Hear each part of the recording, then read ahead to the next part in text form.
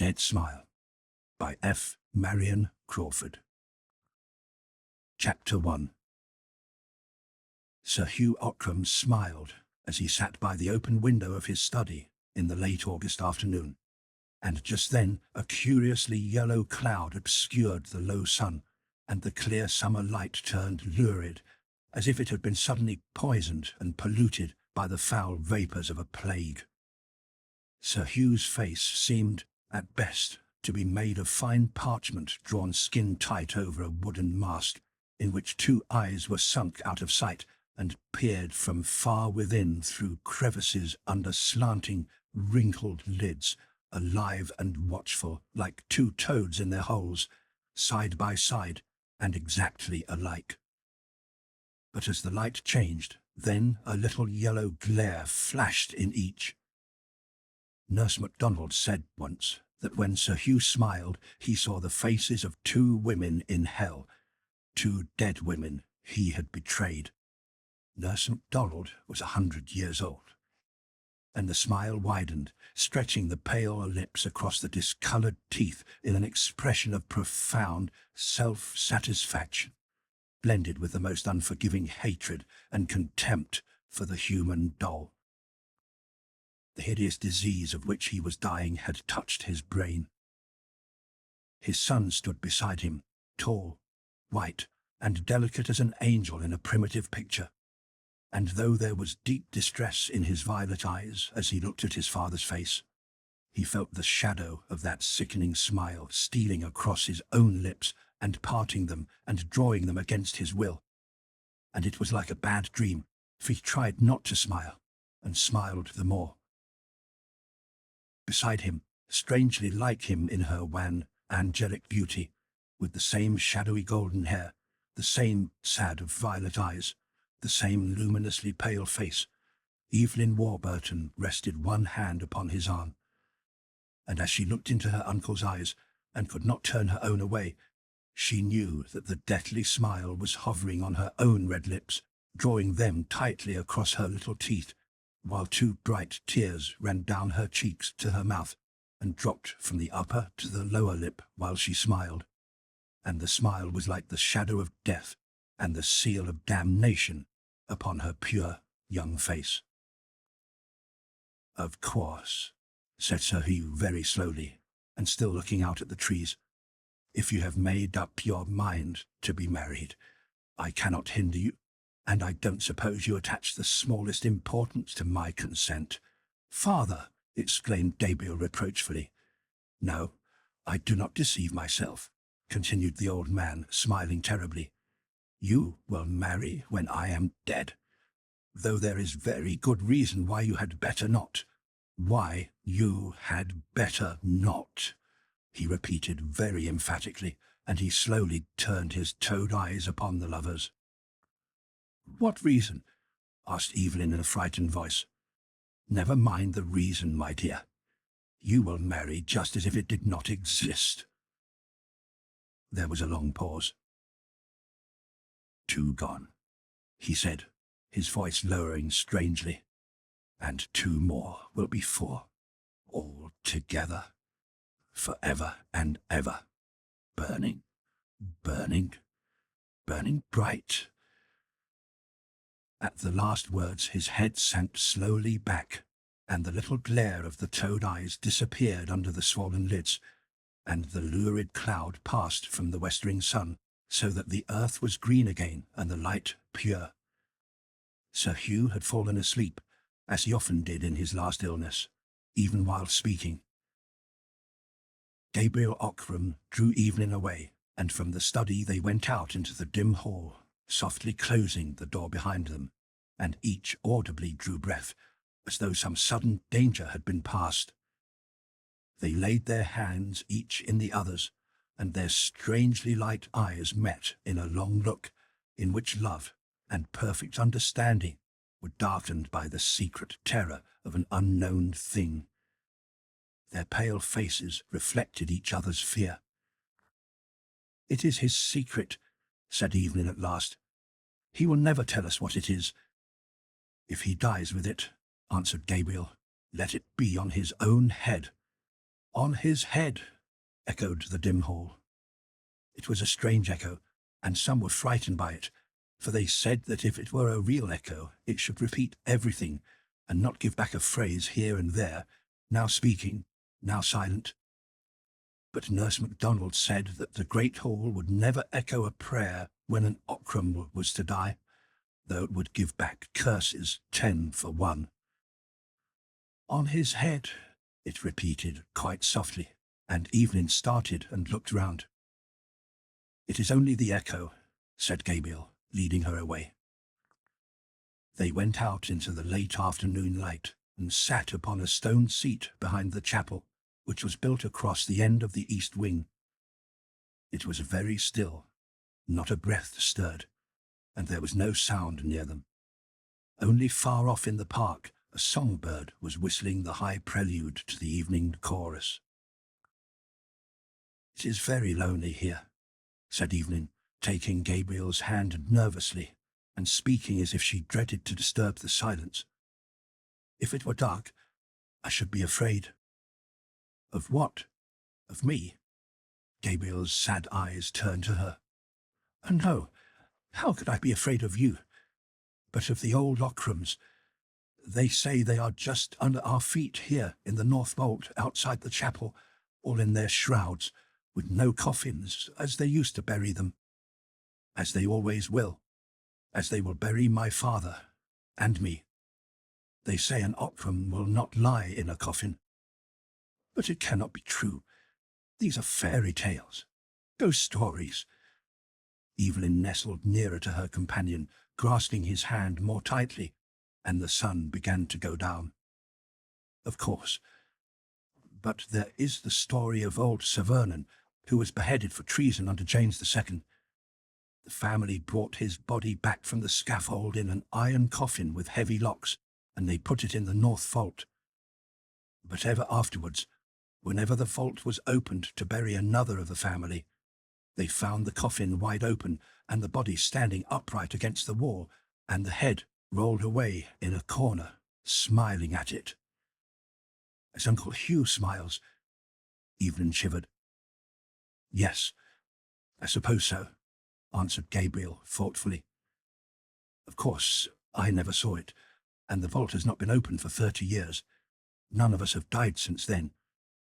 And if Uncle Hugh dies, shall you—" Evelyn stopped, and her beautiful, thin face was quite white.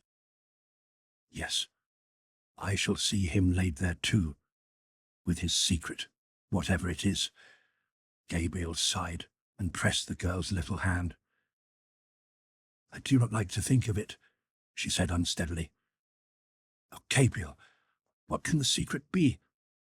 He said we had better not marry.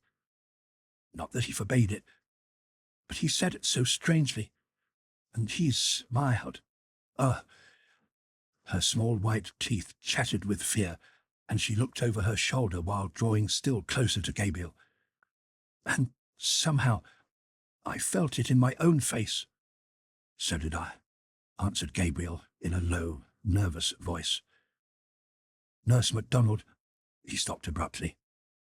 What did she say?" "Oh, nothing. She has told me things. They would frighten you, dear. Come, it is growing chilly." He rose, but Evelyn held his hand in both of hers, still sitting and looking up into his face. "But we shall be married, just the same. Gabriel, say that we shall." "Of course, darling, of course. But while my father is so very ill, it is impossible. Oh, Gabriel, Gabriel, dear, I wish we were married now," cried Evelyn in sudden distress. "I know that something will prevent it and keep us apart." "Nothing shall. Nothing. Nothing human," said Gabriel Ockram as she drew him down to her.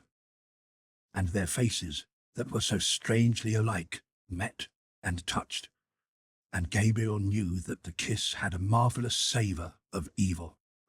But on Evelyn's lips it was like the cold breath of a sweet and mortal fear. And neither of them understood, for they were innocent and young. Yet she drew him to her by her lightest touch, as a sensitive plant shivers and waves its thin leaves and bends and closes softly upon what it wants. And he let himself be drawn to her willingly, as he would if her touch had been deadly and poisonous, for she strangely loved that half-voluptuous breath of fear, and he passionately desired the nameless evil something that lurked in her maiden lips. "It is as if we loved in a strange dream," she said. "I fear the waking," he murmured. "We shall not wake, dear. When the dream is over, it will have already turned into death, so softly that we shall not know it. But until then—" She paused, and her eyes sought his, and their faces slowly came nearer. It was as if they had thoughts in their red lips that foresaw and foreknew the deep kiss of each other. "Until then," she said again, very low, and her mouth was nearer to his. "Dream. Till then," murmured his breath. Chapter 2. Nurse MacDonald was 100 years old. She used to sleep sitting all bent together in a great old leathern armchair with wings, her feet in a bag footstool lined with sheepskin, and many warm blankets wrapped about her, even in summer. Beside her, a little lamp always burned at night by an old silver cup in which there was something to drink. Her face was very wrinkled, but the wrinkles were so small and fine and near together that they made shadows instead of lines. Two thin locks of hair that was turning from white to a smoky yellow again were drawn over her temples from under her starched white cap. Every now and then she woke, and her eyelids were drawn up in tiny folds like little pink silk curtains, and her queer blue eyes looked straight before her through doors and walls and worlds to a far place beyond. Then she slept again, and her hands lay one upon the other on the edge of the blanket. The thumbs had grown longer than the fingers with age, and the joints shone in the low lamplight like polished crabapples. It was nearly 1 o'clock in the night, and the summer breeze was blowing the ivy branch against the panes of the window with a hushing caress. In the small room beyond, with the door ajar, the girl-maid who took care of Nurse MacDonald was fast asleep. All was very quiet. The old woman breathed regularly, and her indrawn lips trembled each time as the breath went out, and her eyes were shut. But outside the closed window there was a face, and violet eyes were looking steadily at the ancient sleeper, for it was like the face of Evelyn Warburton, though they were 80 feet from the sill of the window to the foot of the tower.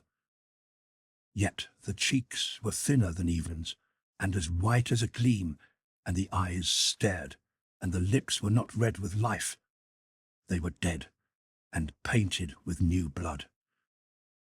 Slowly, Nurse MacDonald's wrinkled eyelids folded themselves back, and she looked straight at the face at the window while one might count 10. "Is it time?" she asked in her little old, far-away voice.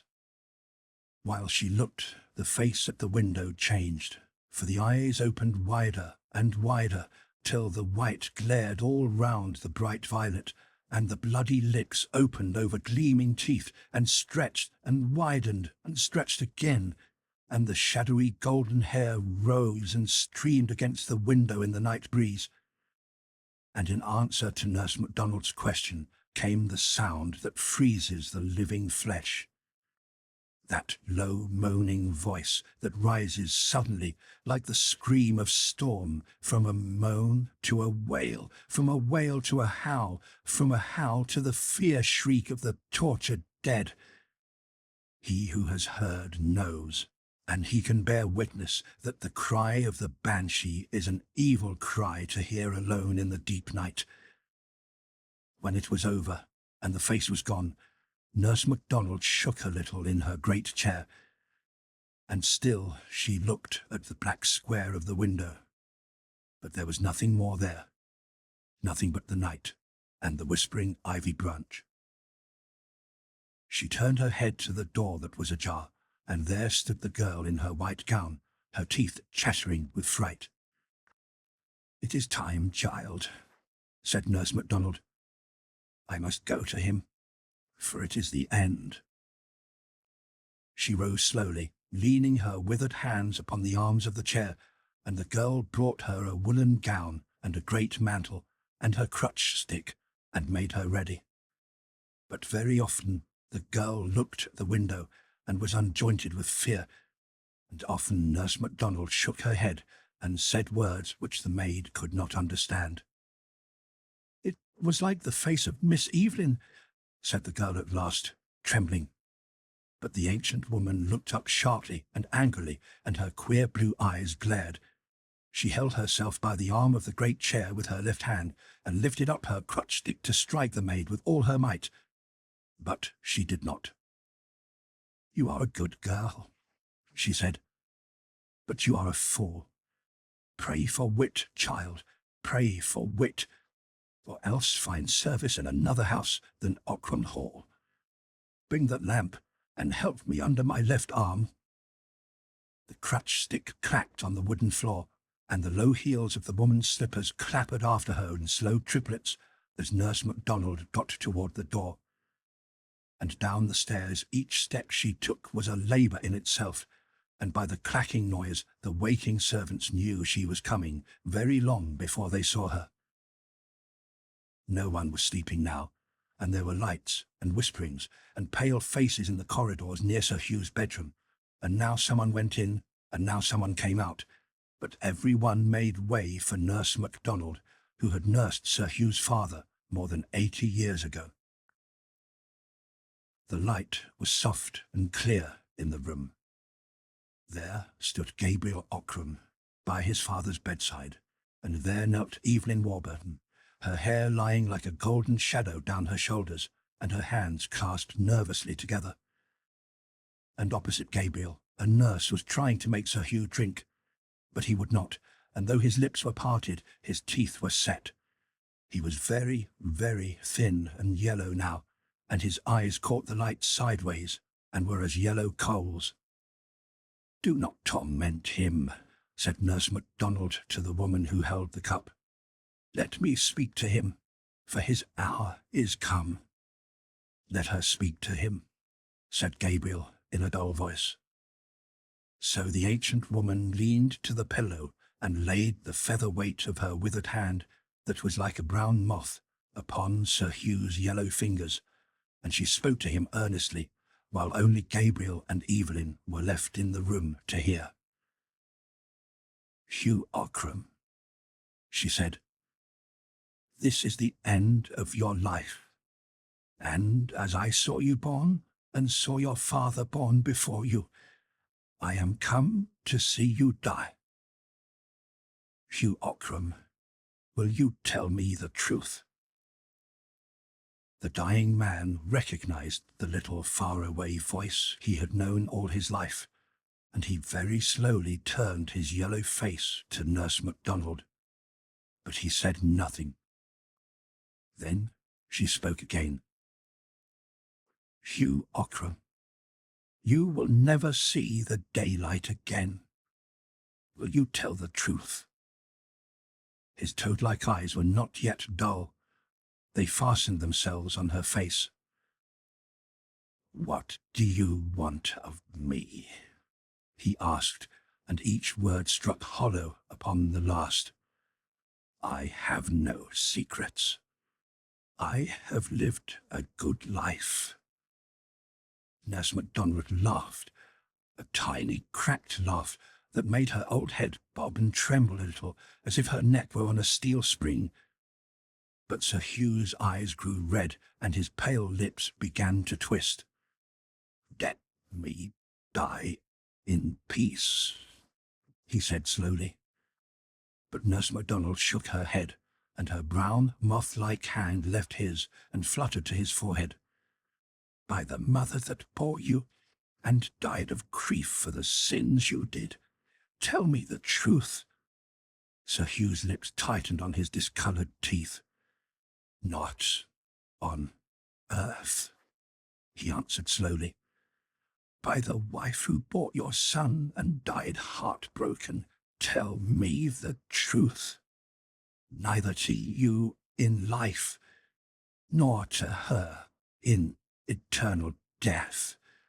His lips writhed as if the words were coals between them, and a great drop of sweat rolled across the parchment of his forehead. Gabriel Ockram bit his hand as he watched his father die, but Nurse MacDonald spoke a third time. "By the woman whom you betrayed, and who waits for you this night, Hugh Ockram, tell me the truth." "It is too late. Let me die in peace." The writhing lips began to smile across the set yellow teeth, and the toad eyes glowed like evil jewels in his head. "There is time," said the ancient woman. "Tell me the name of Evelyn Warburton's father. Then I will let you die in peace." Evelyn started back, kneeling as she was, and stared at Nurse MacDonald, and then at her uncle. "The name of Evelyn's father," he repeated slowly, while the awful smile spread upon his dying face. The light was growing strangely dim in the great room. As Evelyn looked, Nurse MacDonald's crooked shadow on the wall grew gigantic. Sir Hugh's breath came thick, rattling in his throat as death crept in like a snake and choked it back. Evelyn prayed aloud, high and clear. Then something rapped at the window, and she felt her hair rise upon her head in a cold breeze as she looked around in spite of herself. And when she saw her own white face looking in at the window, and her own eyes staring at her through the glass, wide and fearful, and her own hair streaming against the pane, and her own lips dashed with blood, she rose slowly from the floor and stood rigid for one moment, till she screamed once and fell straight back into Gabriel's arms. But the shriek that answered hers was the fierce shriek of the tormented corpse, out of which the soul cannot pass for shame of deadly sins, though the devils fight in it with corruption, each for their due share. Sir Hugh Ockram sat upright in his deathbed and saw and cried aloud, "Evelyn!" His harsh voice broke and rattled in his chest as he sank down. But still Nurse MacDonald tortured him, for there was a little life left in him still. "You have seen the mother as she waits for you, Hugh Ockram. Who was this girl, Evelyn's father? What was his name?" For the last time the dreadful smile came upon the twisted lips, very slowly, very surely now, and the toad eyes glared red, and the parchment face glowed a little in the flickering light. For the last time, words came. "They know it in hell." Then the glowing eyes went out quickly, the yellow face turned waxen pale, and a great shiver ran through the thin body as Hugh Ockram died. But in death he still smiled, for he knew his secret and kept it still on the other side. And he would take it with him, to lie with him forever in the north vault of the chapel, where the Ockrams lie uncoffined in their shrouds, all but one. Though he was dead, he smiled, for he had kept his treasure of evil truth to the end, and there was none left to tell the name he had spoken, but there was all the evil he had not undone left to bear fruit. As they watched, Nurse MacDonald and Gabriel, who held Evelyn still unconscious in his arms while he looked at the father, they felt the dead smile crawling along their own lips, the ancient crone and the youth with the angel's face. Then they shivered a little, and both looked at Evelyn as she lay with her head on his shoulder, and, though she was very beautiful, the same sickening smile was twisting her young mouth too, and it was like the foreshadowing of a great evil which they could not understand. But by and by they carried Evelyn out, and she opened her eyes, and the smile was gone. From far away in the great house, the sound of weeping and crooning came up the stairs and echoed along the dismal corridors, for the women had begun to mourn the dead master after the Irish fashion, and the hall had echoes of its own all that night, like the far-off wail of the banshee among forest trees. When the time was come, they took Sir Hugh in his winding sheet on a trestle bier, and bore him to the chapel and through the iron door and down the long descent to the north vault, with tapers, to lay him by his father. And 2 men went in first to prepare the place, and came back staggering, like drunken men, and white, leaving their lights behind them. But Gabriel Ockram was not afraid, for he knew. And he went in alone, and saw that the body of Sir Vernon Ockram was leaning upright against the stone wall, and that its head lay on the ground nearby, with the face turned up, and the dried leathern lips smiled horribly at the dried-up corpse, while the iron coffin, lined with black velvet, stood open on the floor. Then Gabriel took the thing in his hands, for it was very light, being quite dried by the air of the vault, and those who peeped in from the door saw him lay it in the coffin again, and it rustled a little, like a bundle of reeds, and sounded hollow as it touched the sides and the bottom. He also placed the head upon the shoulders and shut down the lid, which fell to with a rusty spring that snapped. After that they laid Sir Hugh beside his father, with the trestle bier on which they had brought him, and they went back to the chapel. But when they saw one another's faces, master and men, they were all smiling with the dead smile of the corpse they had left in the vault, so that they could not bear to look at one another until it had faded away. Chapter 3. Gabriel Ockram became Sir Gabriel, inheriting the baronetcy with the half-ruined fortune left by his father. And still Evelyn Warburton lived at Ockram Hall, in the south room that had been hers ever since she could remember anything. She could not go away, for there were no relatives to whom she could have gone, and, besides, there seemed to be no reason why she should not stay. The world would never trouble itself to care what the Ockrams did on their Irish estates, and it was long since the Ockrams had asked anything of the world. So Sir Gabriel took his father's place at the dark old table in the dining room, and Evelyn sat opposite him until such time as their mourning should be over, and they might be married at last. And meanwhile their lives went on as before, since Sir Hugh had been a hopeless invalid during the last year of his life, and they had seen him but once a day for a little while, spending most of their time together in a strangely perfect companionship. But though the late summer saddened into autumn, and autumn darkened into winter, and storm followed storm, and rain poured on rain through the short days and the long nights, yet Ockram Hall seemed less gloomy since Sir Hugh had been laid in the north vault beside his father. And at Christmastide Evelyn decked the great hall with holly and green boughs, and huge fires blazed on every hearth. Then the tenants were all bidden to a New Year's dinner, and they ate and drank well, while Sir Gabriel sat at the head of the table.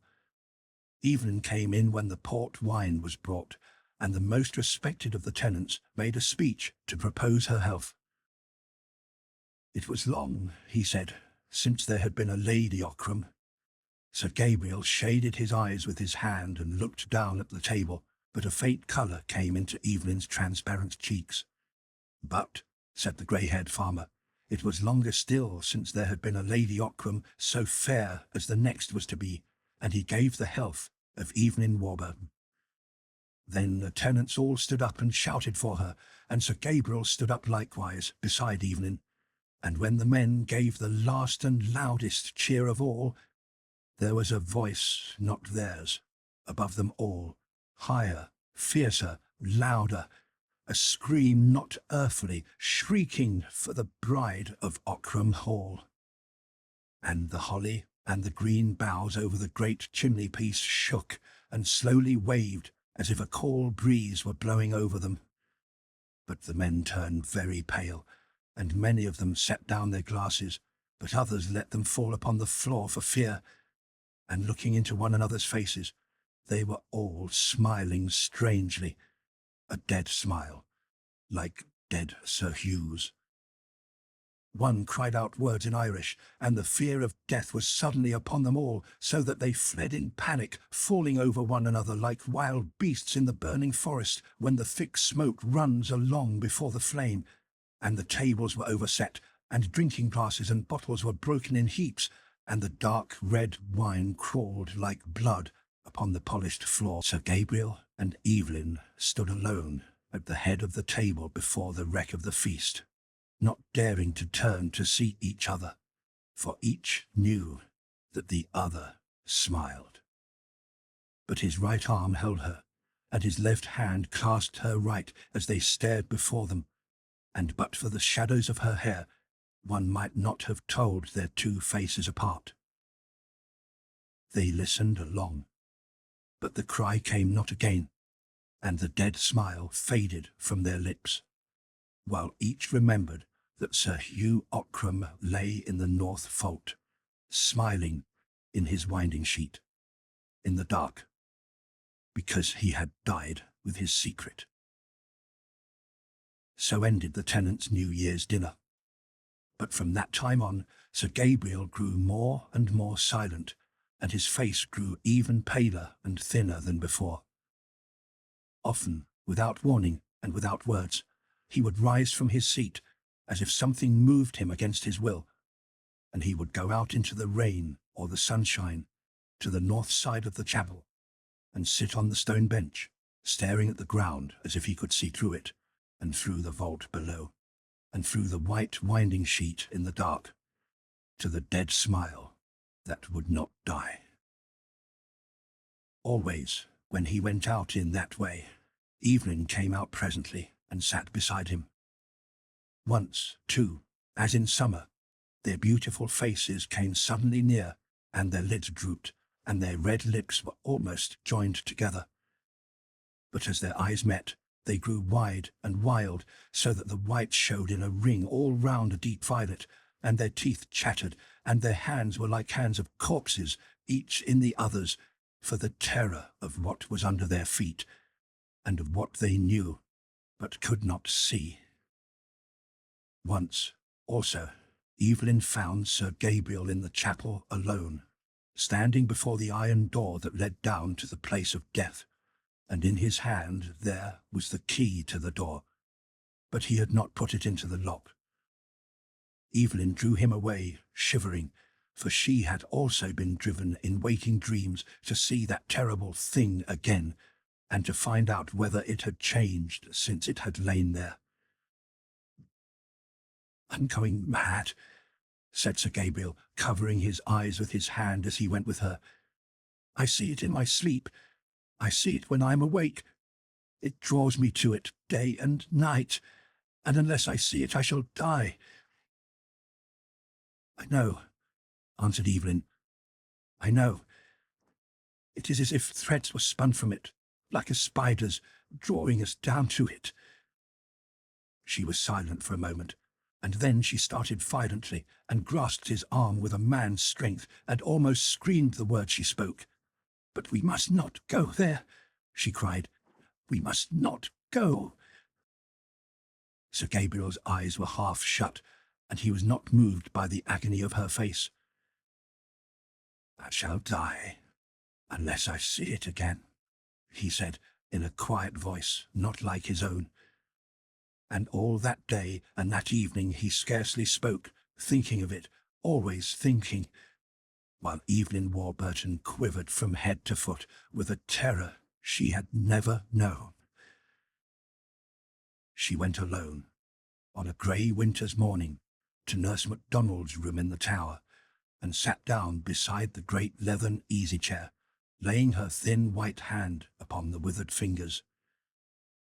Nurse, she said, what was it that Uncle Hugh should have told you that night before he died? It must have been an awful secret. And yet, though you asked him, I feel somehow that you know it, and that you know why he used to smile so dreadfully. The old woman's head moved slowly from side to side. I only guess. I shall never know, she answered slowly in her cracked little voice. But what do you guess? Who am I? Why did you ask who my father was? You know I am Colonel Warburton's daughter, and my mother was Lady Ockram's sister, so that Gabriel and I are cousins. My father was killed in Afghanistan. What secret can there be? I do not know. I can only guess. Guess what? Asked Evelyn imploringly, and pressing the soft, withered hands as she leaned forward. But Nurse MacDonald's wrinkled lid dropped suddenly over her queer blue eyes, and her lips shook a little with her breath, as if she were asleep. Evelyn waited. By the fire the Irish maid was knitting fast, and the needles clicked like 3 or 4 clocks ticking against each other, and the real clock on the wall solemnly ticked alone, checking off the seconds of the woman who was 100 years old and had not many days left. Outside, the ivy branch beat the window in the wintry blast, as it had beaten against the glass 100 years ago. Then, as Evelyn sat there, she felt again the waking of a horrible desire, the sickening wish to go down to the thing in the north vault, and to open the winding sheet and see whether it had changed. And she held Nurse MacDonald's hands as if to keep herself in her place and fight against the appalling attraction of the evil dead.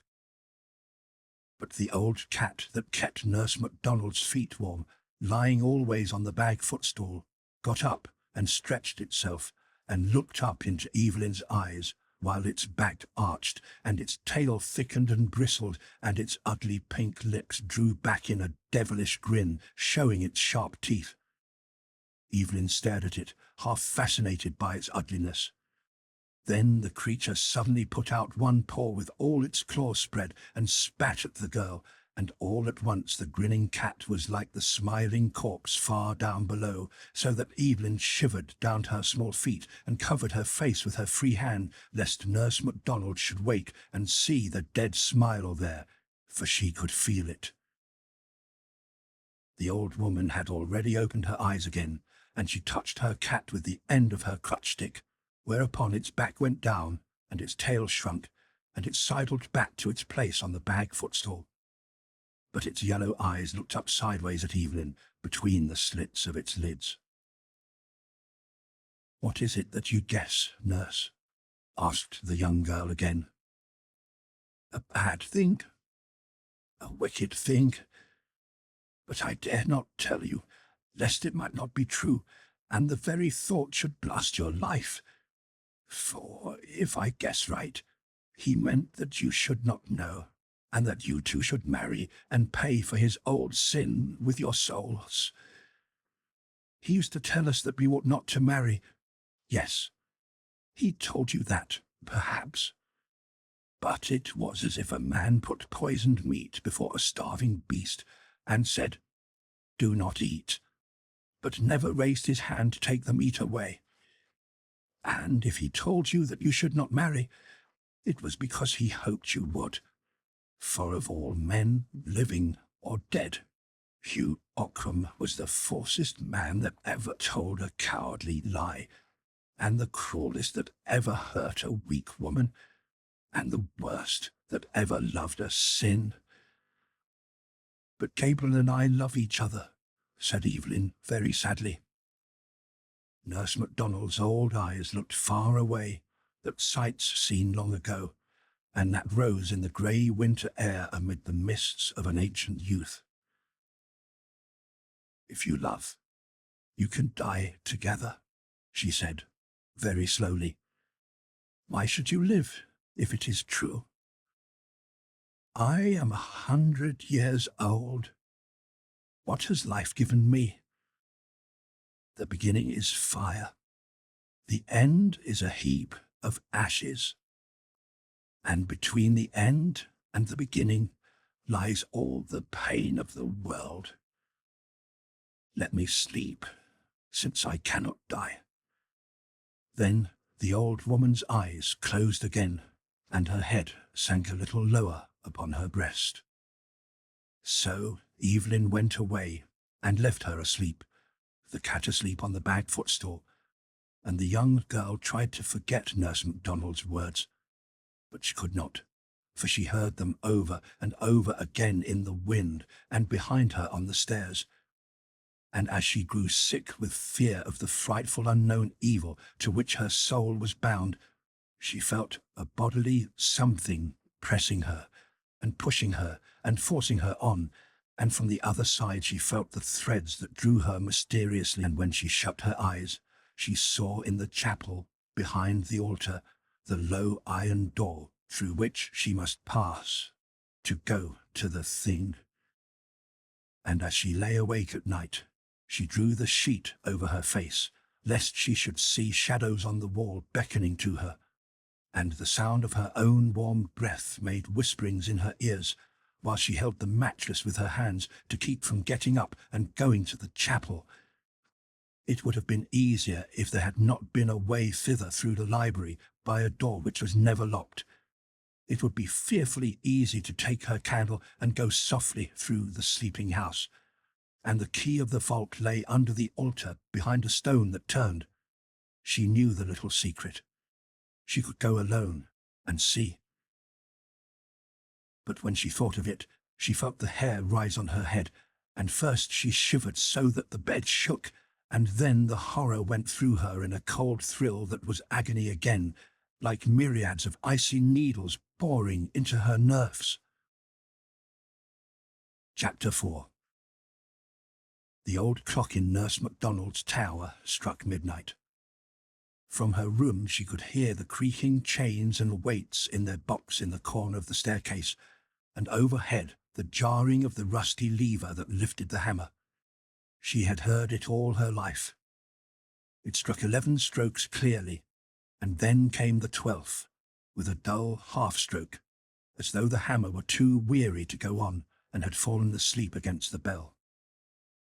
The old cat got up from the bag footstool and stretched itself, and Nurse MacDonald opened her ancient eyes and looked slowly round the room by the dim light of the night lamp. She touched the cat with her crutch stick, and it lay down upon her feet.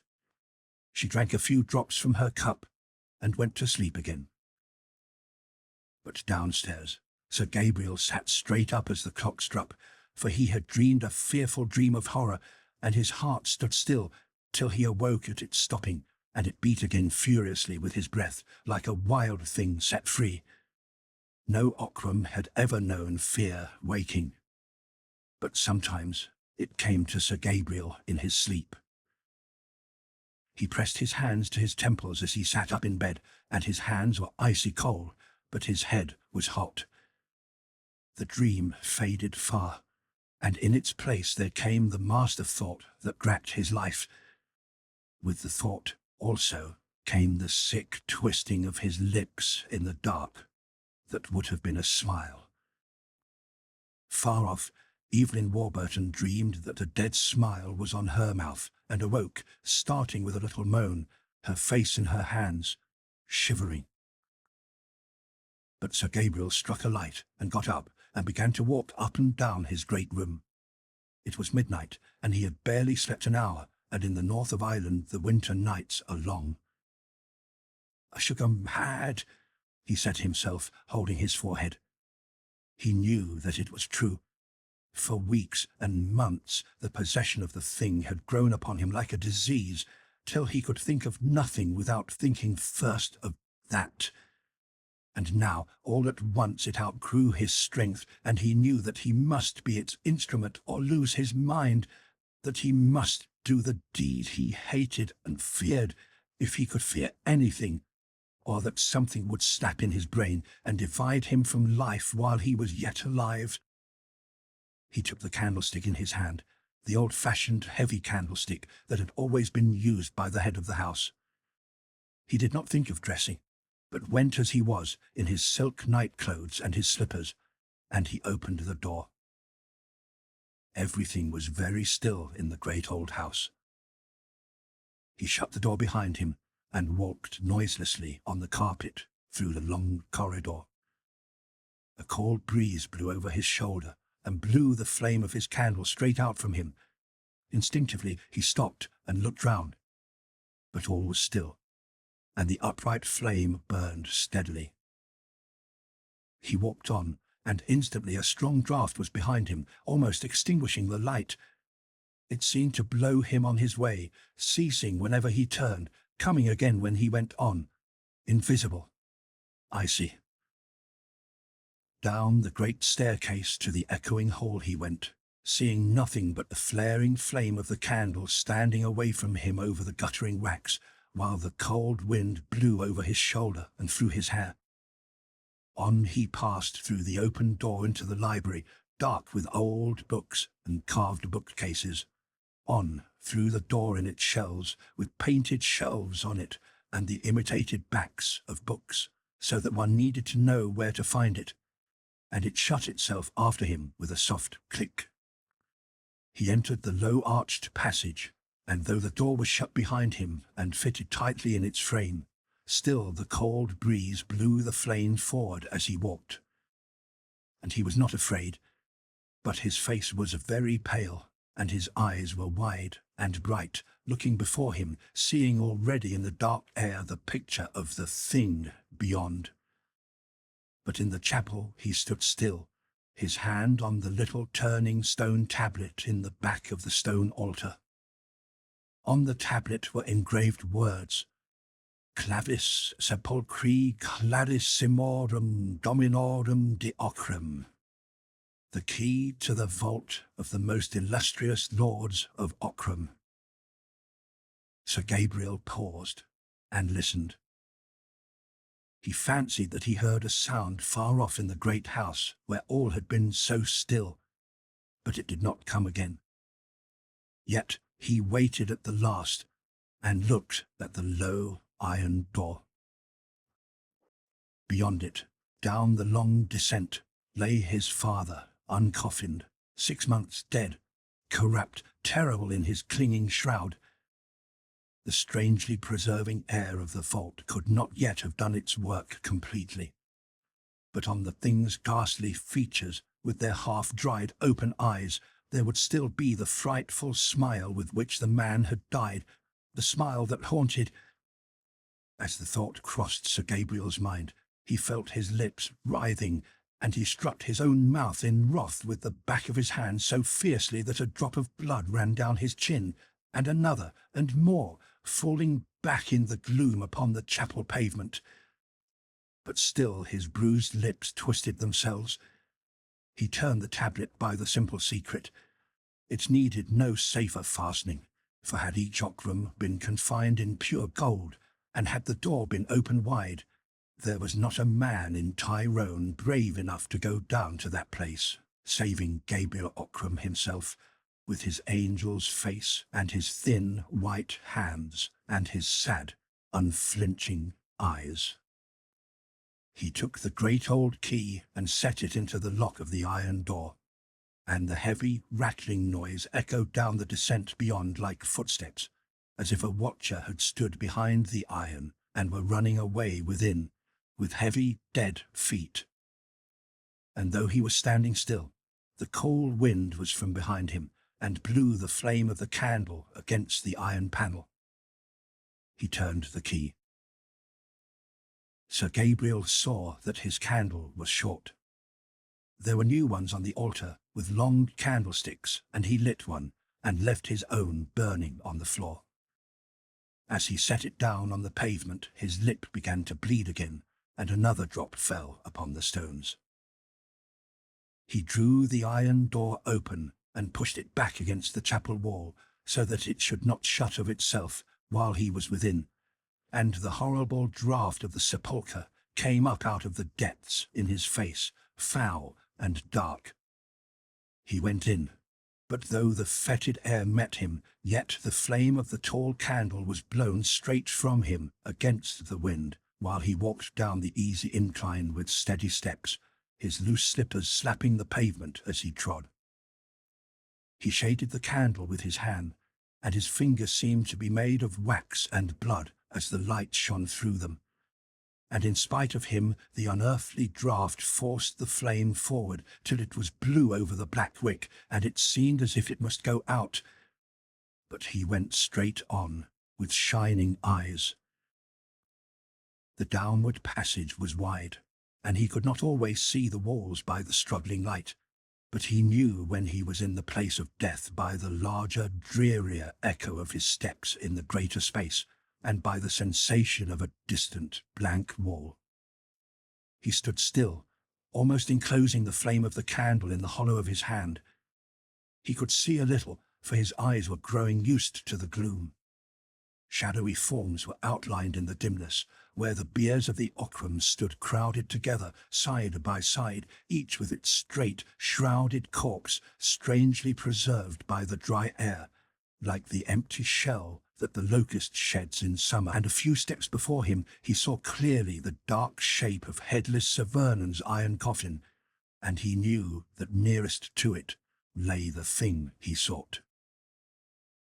He was as brave as any of those dead men had been, and they were his fathers, and he knew that sooner or later he should lie there himself, beside Sir Hugh, slowly drying to a parchment shell. But he was still alive, and he closed his eyes a moment, and 3 great drops stood on his forehead. Then he looked again, and by the whiteness of the winding sheet he knew his father's corpse, for all the others were brown with age, and, moreover, the flame of the candle was blown toward it. He made 4 steps till he reached it, and suddenly the light burned straight and high, shedding a dazzling yellow glare upon the fine linen that was all white, save over the face, and where the joined hands were laid on the breast. And at those places ugly stains had spread, darkened with outlines of the features and of the tight-clasped fingers. There was a frightful stench of drying death. As Sir Gabriel looked down, something stirred behind him, softly at first, then more noisily, and something fell to the stone floor with a dull thud and rolled up to his feet. He started back and saw a withered head lying almost face upward on the pavement, grinning at him. He felt the cold sweat standing on his face, and his heart beat painfully. For the first time in all his life, that evil thing which men called fear was getting hold of him, checking his heartstrings as a cruel driver checks a quivering horse, clawing at his backbone with icy hands, lifting his hair with freezing breath, climbing up and gathering in his midriff with leaden weight. Yet presently he bit his lip and bent down, holding the candle in one hand, to lift the shroud back from the head of the corpse with the other. Slowly he lifted it. Then it clove to the half-dried skin of the face, and his hand shook as if someone had struck him on the elbow. But half in fear and half in anger at himself, he pulled it so that it came away with a little ripping sound. He caught his breath as he held it, not yet throwing it back, and not yet looking. The horror was working in him, and he felt that old Vernon Ockram was standing up in his iron coffin, headless, yet watching him with the stump of his severed neck. While he held his breath, he felt the dead smile twisting his lips. In sudden wrath at his own misery, he tossed the death-stained linen backward and looked at last. He ground his teeth lest he should shriek aloud. There it was, the thing that haunted him, that haunted Evelyn Warburton, that was like a blight on all that came near him. The dead face was blotched with dark stains, and the thin, grey hair was matted about the discoloured forehead. Sunken lids were half open, and the candlelight gleamed on something foul where the toad eyes had lived. But yet the dead thing smiled, as it had smiled in life. The ghastly lips were parted and drawn wide and tight upon the wolfish teeth, cursing still and still defying hell to do its worst, defying, cursing, and always and forever smiling, alone in the dark. Sir Gabriel opened the winding sheet where the hands were, and the blackened, withered fingers were closed upon something stained and mottled. Shivering from head to foot, but fighting like a man in agony for his life, he tried to take the package from the dead man's hold. But as he pulled at it, the claw-like fingers seemed to close more tightly, and when he pulled harder, the shrunken hands and arms rose from the corpse with a horrible look of life following his motion. Then, as he wrenched the sealed packet loose at last, the hands fell back into their place, still folded. He set down the candle on the edge of the bier to break the seals from the stout paper, and, kneeling on one knee to get a better light, he read what was within, written long ago in Sir Hugh's queer hand. He was no longer afraid. He read how Sir Hugh had written it all down, that it might perchance be a witness of evil and of his hatred, how he had loved Evelyn Warburton, his wife's sister, and how his wife had died of a broken heart with his curse upon her, and how Warburton and he had fought side by side in Afghanistan, and Warburton had fallen. But Ockram had brought his comrade's wife back a full year later, and little Evelyn, her child, had been born in Ockram Hall. And next, how he had wearied of the mother, and she had died like her sister with his curse on her. And then, how Evelyn had been brought up as his niece, and how he had trusted that his son Gabriel and his daughter, innocent and unknowing, might love and marry, and the souls of the women he had betrayed might suffer another anguish before eternity was out. And, last of all, he hoped that someday, when nothing could be undone, the two might find his writing and live on, not daring to tell the truth, for their children's sake, and the world's word, man and wife. This he read, kneeling beside the corpse in the north vault, by the light of the altar candle. And when he had read it all, he thanked God aloud that he had found the secret in time. But when he rose to his feet and looked down at the dead face, it was changed, and the smile was gone from it forever, and the jaw had fallen a little, and the tired, dead lips were relaxed. And then there was a breath behind him, and close to him, not cold like that which had blown the flame of the candle as he came, but warm and human. He turned suddenly. There she stood, all in white, with her shadowy golden hair, for she had risen from her bed and followed him noiselessly, and had found him reading and had herself read over his shoulder. He started violently when he saw her, for his nerves were unstrung, and then he cried out her name in the still place of death. "Evelyn!" "My brother," she answered softly and tenderly, putting out both hands to meet his. End of The Dead Smile.